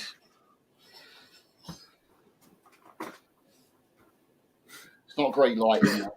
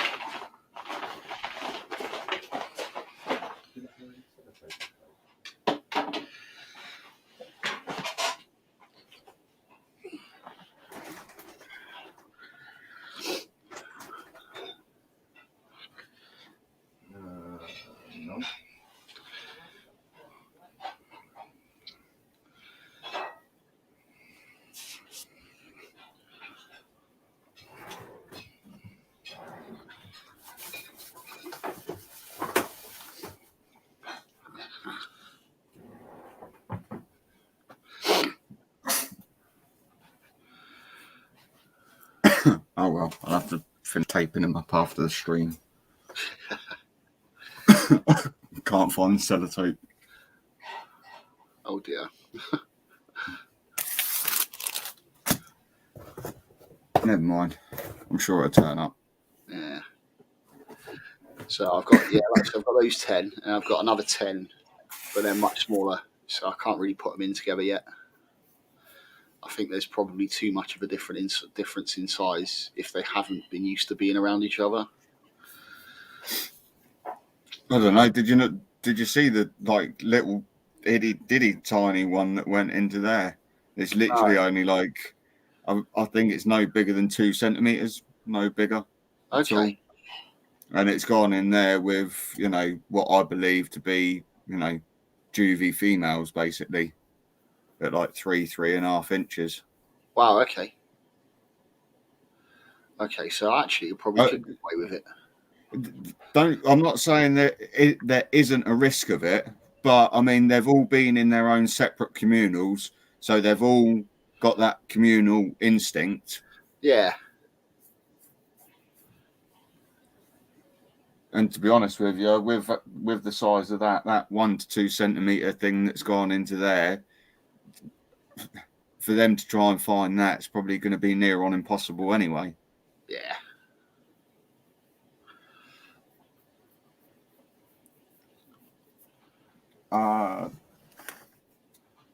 Yeah, it looks like it's just started raining here. Oh yeah. In fact, yeah. Just looking at the window now, there's a load of rain on the window here, which means it's a bit warmer than it was the last couple of days.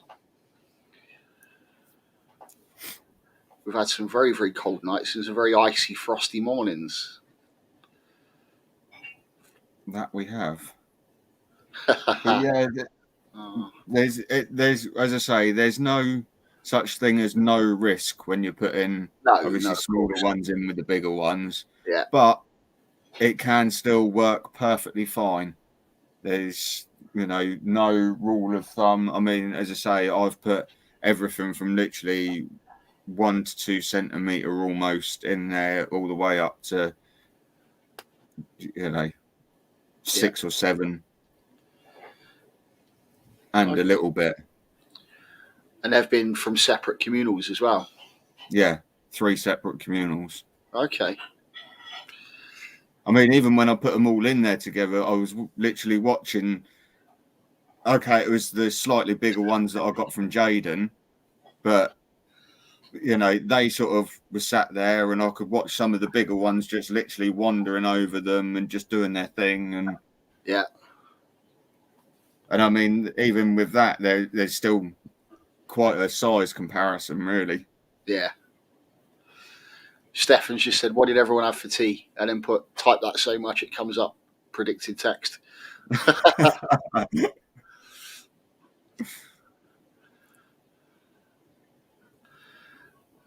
Go on, you first, Stefan. We've already done it once.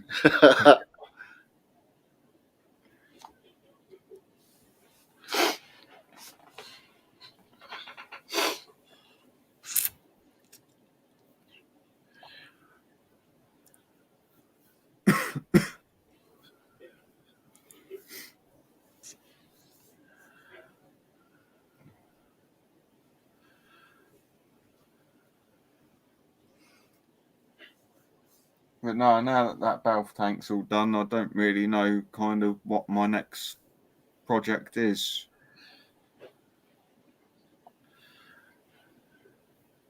Other than obviously my few breedings that I've got going on now, but yeah. Oh, and I've got something a little bit disappointed actually. Okay. All the predatory beetles that I bought from the show, yeah, all dead. Oh wow, that's a bit weird. I had my first one sort of go about a week after I got it back from the show, and they've just slowly been. And I've got the last one sort of there twitching away and trying to push himself round by his 2 back legs, dragging his face across the floor. That's not good. I thought to start with that it might have been where I had them on a slightly cooler shelf. Yeah. That I lost the first couple. So I moved them up onto a warmer shelf. Yeah. I mean, they've got plenty of ventilation and stuff like that because they're literally in a rub with no lid on. So, Yeah. I thought, because that was my first, second thought as well. I thought, well, maybe the rub hasn't got quite enough ventilation for, whatever reason. Yeah. So I thought, I leave the top out off of my mealworms, so I could do the same with these because I've got no worries of them escaping or anything like that. Yeah. Yeah, so I'm not sure. That's all 5 of them now gone. Oh, that sucks. So the only thing with them is that I know that they are quite sensitive to heat, and that they need quite a lot of heat. So Yeah, I think that's my problem, is that maybe I should have had a like ceramic bulb over the top of them or something. yeah, But because I mean, that was my plan of it anyway, is that I'm sort of building a bit of a ply enclosure out underneath the tortoise table, yeah, and where it's probably just over 2 foot long. So I was actually going to section it in half and then have my Death Faian beetles in one half, and then I was going to put the predatory beetles in the other half. okay, So basically they had sort of like 30 centimeter cube, if you wish, yeah, to them each, yeah, which I thought would probably be more than enough space, truthfully, for them. yeah. It should be. And then I was obviously going to have like a strip light going between the two of them, and then obviously all your heat lumps and stuff like that. Yeah, And then it was just going to obviously keep that, a warmer enclosure. yeah, Because I mean, obviously the bedroom keeps everything at sort of room temperature just above, with like the oil filled radiator going and stuff. But yeah. So I think with predatory beetles, like most desert species, actually, like especially if you look at like the Egyptian and African deserts and stuff like that, they need more of an extreme drop in temperature at night time, because temperature in Egypt at night time drops down to very, very low, and then they get quite a lot of humidity first thing in the morning, and then it's bone dry again for the rest of the day once the sun's up. So it's really difficult to simulate that in captivity.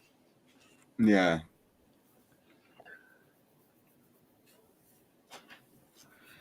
Yeah. So it would only have to be keeping them in a normal room temperature room, having like a ceramic heater on during the day up until like the evening, switching the lights off, and then getting up crack of dawn to give them a quick spritz down, and then whacking the ceramic bulb back on for the rest of the day. So that would be the only way to, I suppose, to simulate that, really. It's like a true desert, yeah. which I mean you could do with like a misting system and a timer on your light bulbs. Really, that would work. But yeah. But then the other side of it is, I don't know how long do predatory beetles actually live for. I don't know. I mean, I've thought that, well, from what I'd sort of read and been told, about 5-6 years, but how true that is, I don't know. And, how old were these before? Yeah, It just seems strange that literally all 5 of them have gone within, 2 months? yeah. It's not something they've like come in contact with or anything else. What you been feeding them with? Mealworms. Okay. Because normally, if you lose like a group like that, you start thinking environmental factors, don't you? Yeah. You can understand if the odd one snuffed it, but when all of them snuff it, you start asking questions like, that's got to be like an environmental issue. Is there something in the water? Is there something in the substrate? Is there something in the food you're feeding them? Did they pick up something before they came to you? That's what I mean. I questioned it, but I was using just that, which I thought would be more than sufficient. I've not gone out and, generally for stuff like like that, I'd use kids' play sand. Yeah. Which is perfectly fine as well. But when I bought them, obviously I didn't have enough time to come home, get play sand, dry it all out, But that's clearly specifically designed for reptiles and inverts, so it should be fine. Yeah. So, I then thought to myself, right, well, maybe it's a lack of water, so I put a little water dish in there, one of, these little things. Yeah. So it's not so deep that they're going to get themselves trapped in it or anything like that. Yeah. If they do fall in it, then they're only falling in it and they'll get themselves out quite nice and easy. I thought, great. But no, I've kept that topped up. You know, the only other thing was that it could come down to either heating or the food. Yeah. You know, Like, because everything else I've done for them that I could possibly think of. yeah, or they came with issues. Yeah, But they all came. Did they all come from the same place? they all come from Spider Shop. Yeah, from the show. Yeah. So. Yeah, it's hard to say, isn't it?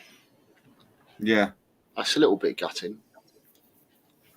I know, because like I say, I did have some plans for them on like moving them out and Yeah. then basically having their own 30 by 30 sort of wooden Viv. And Yeah, I did actually. I mean, if you're thinking of getting some more, I don't know if they've still got them, but Unseen Universe actually had some in stock when I looked yeah, at them. Obviously, I was looking for Egyptian predatory beetles at the time as well, but they were quite expensive. I mean, they were going for like you were buying 3 for £9 at the shows. Then the Spider Shop was selling them at £9.99 each, and I think they were about £14, £15 on Unseen Universe each. So it's a bit like they come up cheaper than that. Just because I want them for this yeah. enclosure built, I can't justify. Well, that's it. I think I pay. What did I pay? I paid 30 quid for 5 from the Spider Shop at the show. Yeah, So, you know, 6 quid each, I think I paid for them. yeah,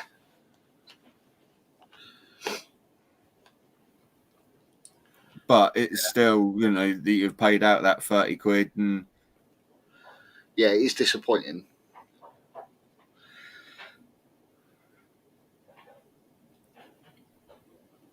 you know, if I'd known that, then I could have saved the money and probably bought another pokey. But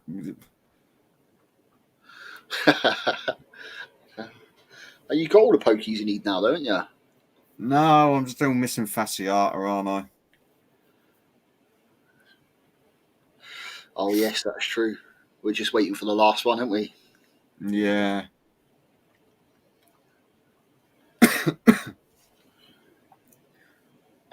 Although I was debating on whether or not to send you my Lowland molt. Do it. Told you. Stick it in the post. Send it me. I'll sex anything you need. You need sexing. I know it's been sat in the enclosure for about 2 weeks now, and I've just been lazy with it. I mean, it looks like it's pretty good size, and you know, should be at a size now to be able to sex. So,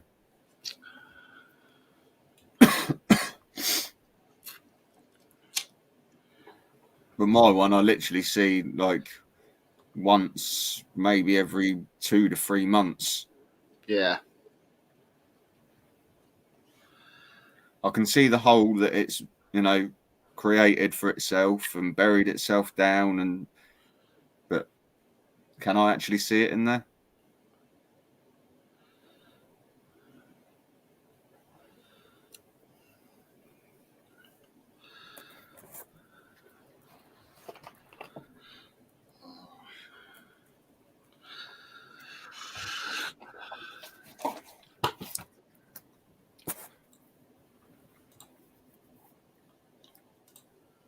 But I was only looking at the shelves earlier, and I think I'll need to have another rearrange. Well, the problem is, like, my top shelf, I can fit all 30 centimetre cubes on. Yeah. The bottom shelf, I can only fit 20 centimetre high stuff on. So, if I then do anything with any more 30 centimetre cubes, with the way the shelving is at the minute, I can't do anything. Yeah. Since all my pokies at the minute are in all sort of like no bigger than 20 centimetre high, I can move them all down to the bottom shelf and Yeah. then sort of do a little bit of rearranging. Yeah. I need to do that, but I've got so many different random. Like you see from like the view you've got there, I've got so many different random sizes of enclosures. It's difficult for me to fit stuff on. I mean, it would be ideal for things like these if I could get 3 of these side by side, but the shelves aren't quite long enough. So I've got a little dinky one right in the middle. This eventually will have 2 40cm by 30cm ones on. That will be 2 of the bigger terrestrials. So that's the salmon pink in there at the moment, and that's like, I don't know, nearly 3 foot long. Go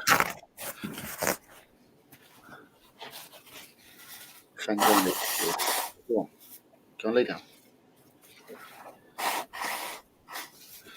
So Stefan's just had chips for tea today. But my shelving's quite the same. Like the one that's just down here that I did originally have the pokies on.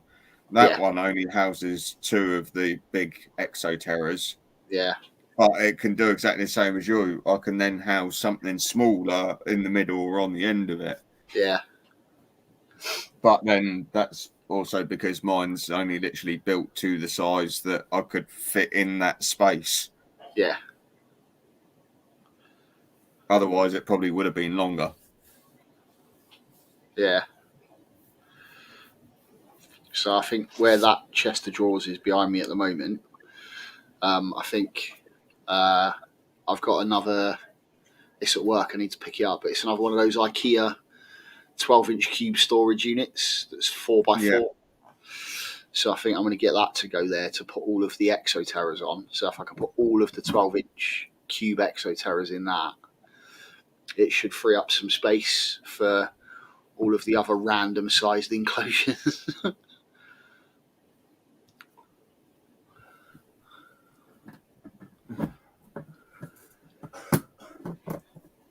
Yeah, I think that's what I'm going to do there. Well, my top shelf along that side where I can get my 30cm cubes, I can basically get 7 in a row along that top shelf. Yeah. And that's my full stretch of 30cm cubes. Yeah. Obviously, I can still stack stuff in front of them, but I won't get another 30cm cube in depth as well. So I'll only get 1 row and then stack a load of stuff in front of them. Yeah, I try not to have stuff doubled up on the shelves, apart from the smaller pots and stuff at the top there. I try not to have stuff doubled up. I just have a single row at the front. So I've got a lot of dead space behind the enclosures on the shelves, to be fair. I could push everything forward and that would free up probably half again the amount of space I've already got.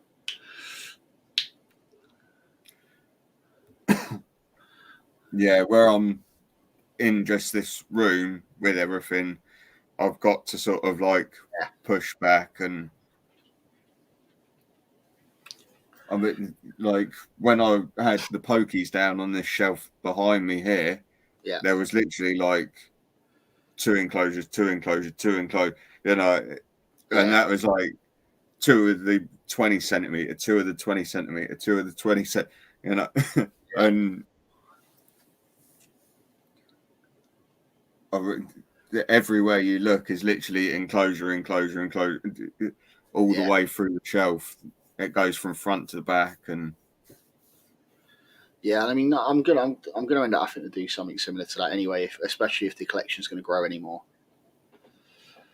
because I'm sort of running out of space, and obviously a lot of the stuff that I've got now is growing on and needs to be upgraded and rehoused into something bigger anyway. So I'm gonna have to have a reorganize, jumble stuff around a bit.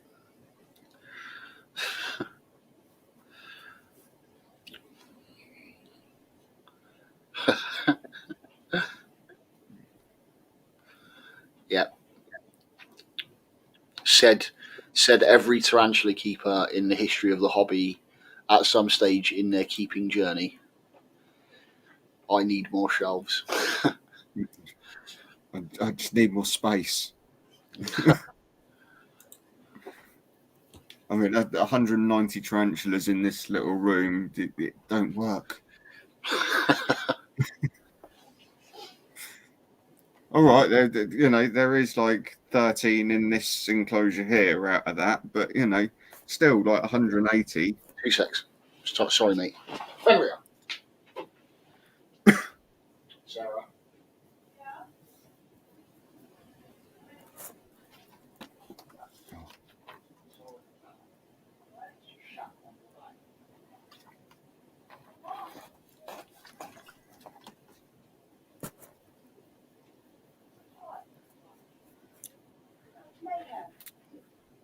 Yeah, we say that it's bigger house, win the lottery. Someone just invest in us, whatever way works.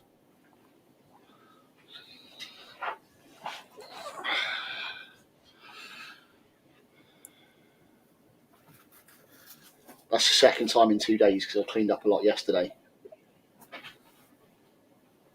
Fenrir, get away. So one of the cats has just had a dirty protest on the doormat.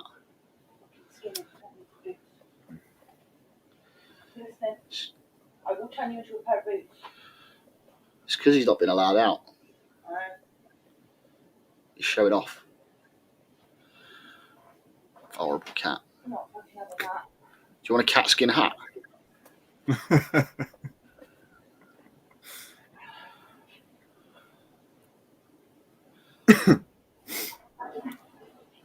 I can't say that I'd ever have the time to wear one, but no.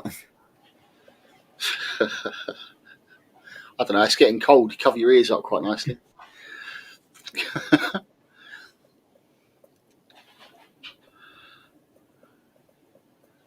Another cat. No, same cat. We've got the same three. In fact, you haven't seen the 2 new ones since we moved here.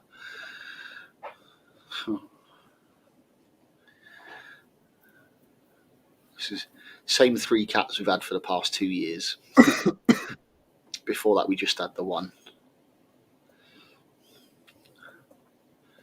In fact, no, we had 2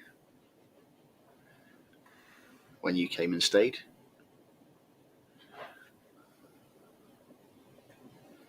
Yeah.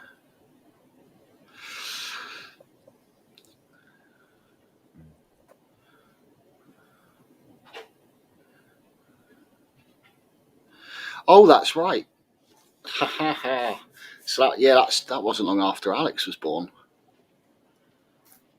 Oh, no, it's in my bag. You should have been the last show. Oh.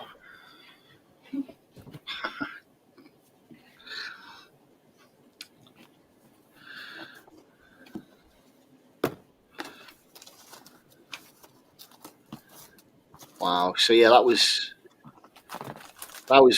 more than 5 years ago, Tyler. Not that long ago, then. No.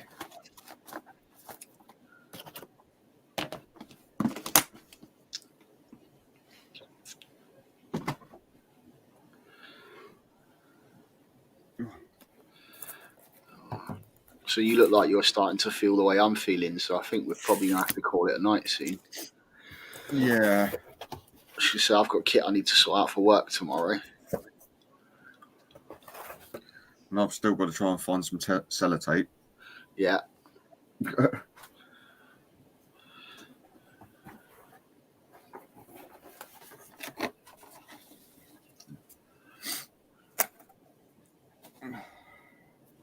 joys of not enough hours in the day. Yeah.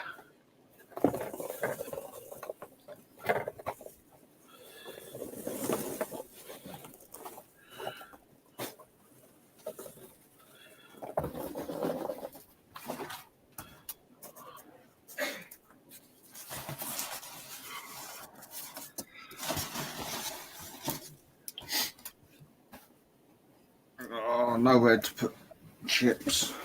I'm just going to end up on the floor. I hate packing chips.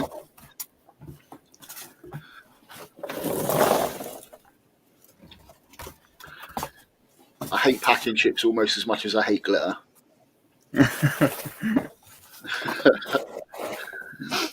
No matter what you do, they just get everywhere, don't they?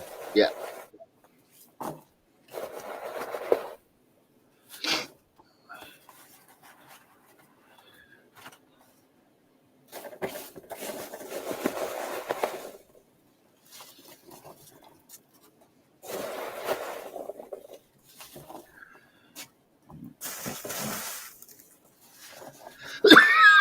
Oh.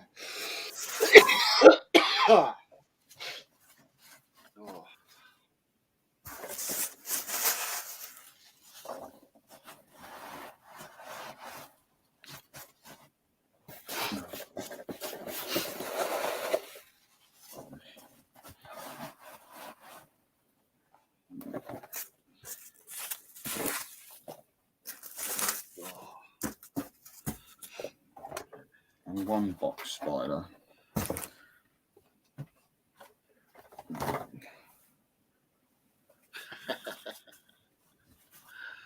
But almost enough packing chips over the floor to pack up another one. Yeah.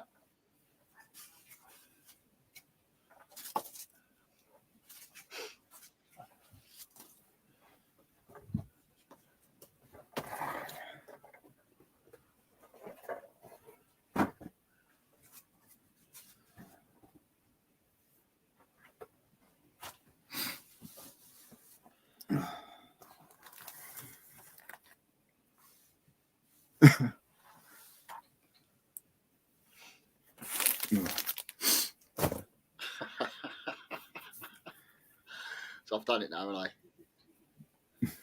So first I say I hate glitter publicly, and I start getting Christmas cards with glitter in, and now people are planning on sending me packages full of packing chips. Nothing else in there. Need to stop exposing my weaknesses.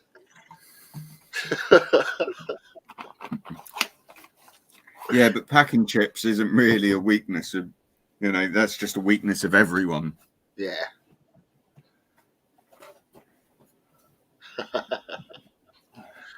Near enough everyone hates packing chips. Saying about packing chips melting, yes, they do. In any contact with water, they start to melt. I know this because I once received a packet of tarantulas that had been packed with packing chips, and the box had got wet, soaked inside. The packing chips that were supposed to be holding everything into position had melted, and I ended up with a box of loose fucking cricket tubs rattling around and some mush that used to be packing chips.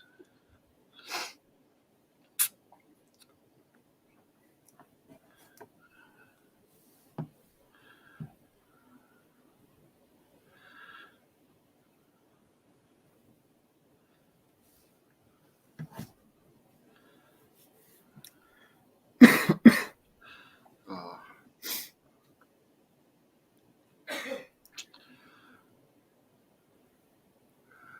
Right, I think it's 11:05. We've both got to be up early for work. Yeah. So I think we'll say goodnight to the guys in the chat. Don't know who's left. Stefan, Tyler. Stefan and Tyler. Whoever else is there. Thank you very much for joining. Apologies, we're a little bit late this evening. We did have some issues like getting on and stuff. And is it next week? Not next week, week after next. That will probably be our last one before Christmas, yes? What would that be? 7th? That would be the 7th. And, we could do the 21st. No, the 7th is next week. So the week after that is the 21st. The 14th, yeah. So, yeah, the 14th will be, if we're doing it like still every 2 weeks, that will be our last one before Christmas, unless we do another impromptu one on the 21st anyway. So we'll do the next one, and then the 21st can be our Christmas special. We'll have a talk about it over the next week. Yeah. And we'll organise something awesome for that. Yeah. Yeah. Get it advertised like 2 weeks in advance and stuff. But we'll talk offline about that. Don't want to give too much away now. All right, guys. Thanks very much for joining us. Tom, it's been a pleasure, dude, as always. Same with you. And you all take care, and we'll see you again in a couple of weeks. Take care, everyone. Bye-bye.